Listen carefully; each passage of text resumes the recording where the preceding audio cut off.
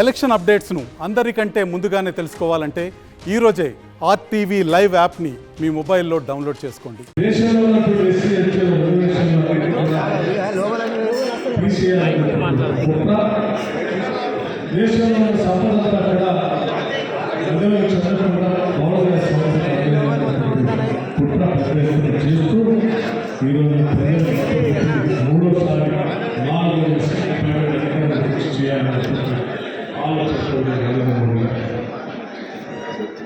అందుకే దేశ ప్రజలందరూ ఈ రాష్ట్ర ప్రజలందరూ పిలిపిస్తా ఉన్నారు.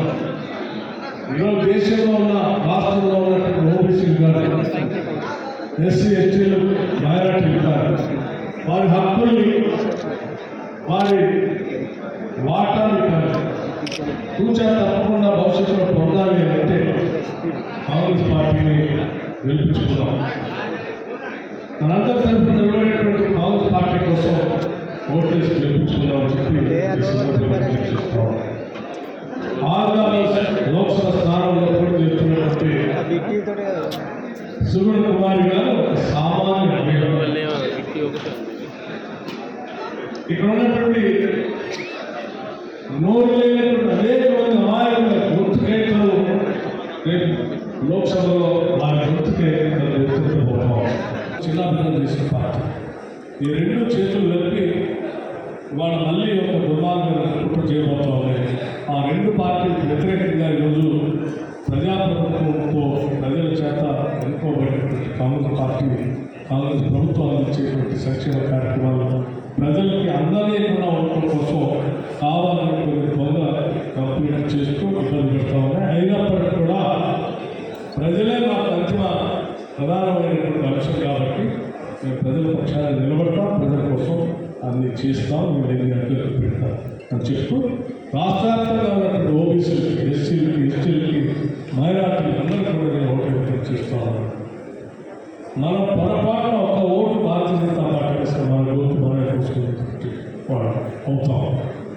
మన హక్కుల కోసం మన రాజ్యాంగం కల్పించినటువంటి ప్రతి పౌరుడు కల్పించిన హక్కులు కాపాడుకోవాలంటే ఆ హక్కుని రాజ్యాంగాన్ని కాపాడటం కోసం బయలుదేరి కాంగ్రెస్ పార్టీని గెలిపించుకోవడం ఒక్కటే మనందరి ముందు ఉన్నటువంటి ఏకైక మార్గం అని చెప్పి ప్రజాస్వామ్య వాళ్ళందరికీ చర్చిస్తూ సెలవుకుంటున్నాం. మోడీ గారు నిజంగా ఓబీసీలో ప్రేమ ఆయన చెప్పేది రాహుల్ గాంధీ గారు కన్యాకుమారి నుంచి పాదయాత్ర దగ్గర నుంచి గొంతెత్తి అడుగుతా ఉన్నాడు. దేశంలో క్యాస్ట్ సెన్సస్ చేపుతామో ఓబీసీ జనాభా దామాషా ప్రకారం వాళ్ళు రావాల్సిన రిజర్వేషన్ హక్కులు రావట్లేదు. 50% సీట్లు క్యాప్ పెట్టి వాళ్ళకి అవకాశం ఉంటుంది. ఆస్తుల్లో ఎంత ఆస్తి వాళ్ళు ఉంది, ఆ ఆస్తులు వాళ్ళకి మాట్లాడేదానికి అవకాశం ఉంటుంది. రాజ్యాధికారంలో కూడా జనాభా దామాషా ప్రకారం అధికారులు ఇవ్వడానికి అవకాశం ఉంటుంది. క్యాస్ట్ సెన్సస్ చేపించడం గొంతెత్తి అడుగుతాం. నిజంగా ఆ ఆలోచన చేయాల్సింది. నమస్తే అండి.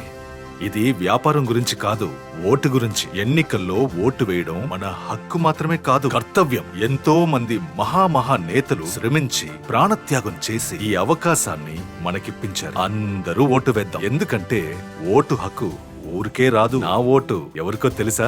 అది సీక్రెట్ అండి.